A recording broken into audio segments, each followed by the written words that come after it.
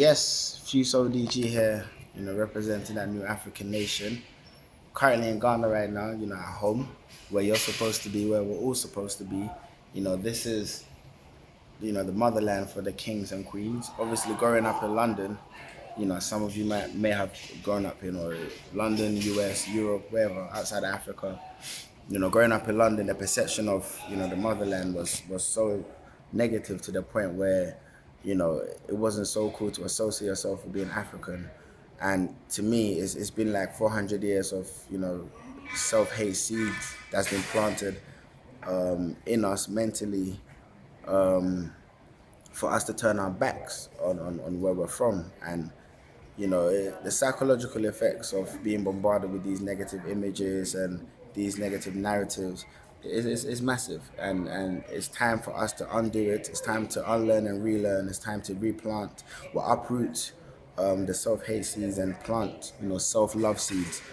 So for me, I fell back in love with being African when I was hearing amazing music back home, and I really wanted to find out where it was coming from. So I decided to take a trip, and I can only share my story for you to understand where I'm coming from. I decided to take a trip, back to the motherland, to Ghana, to see where this music was coming from. And when I landed, I felt so tricked by the media. I was seeing, beauty, talent, entrepreneurs, creatives, technology, hearing amazing music, seeing amazing dancers. I was seeing so many things that I would have never seen being in the UK, because the narrative over there, it never shows the beauty of Africa, because I grew up just watching stuff like Band Aid and Comic Relief, and all they do is just show, kids dying, famine, war, a place where you feel sorry for, the children of Africa, and you want to give £1 a month, or you want to give $1 a month if you're from the US.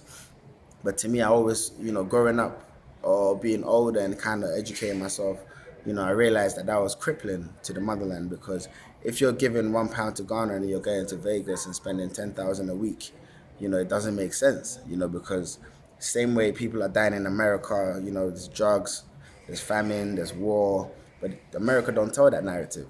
The problems that are in Africa, it's, more problems in America. In fact, America, you're more likely to die, in your own home, than in Africa. Here, there's people who look like you. If somebody don't like you, they just don't like you, not because of how you look. The police are killing us over in America, but they don't tell those kind of narratives. But so people still go there. They go to Miami, they spend like 10K in a club, and then they give $1 to Africa, a place that will benefit you. So to me, that never really made sense, and I couldn't really get with stuff like Band Aid and Comic Relief, because I felt like they had their own narratives to kind of continue to push the negative agenda of Africa, and to continue to oppress our people and continue to make us disconnect from each other. We don't spend time with each other as black people because we don't trust each other. And the reason why we don't trust each other is the kind of narrative that they pushed onto us, from the movies that they fund, from the kind of news stories that they push out there. So I had to come back and see it for myself. So that one trip back and seeing the amazing people, the food, the talent, the entrepreneurs, the businesses, the just everything, and me discovering a dance called Azonto and making a song about it, and all of a sudden, the whole world opened up for me just from being here. So I came and I found my gold, and I would encourage you to come and find your gold, because trust me, the motherland has something for you, but you only know if you take a trip to the motherland.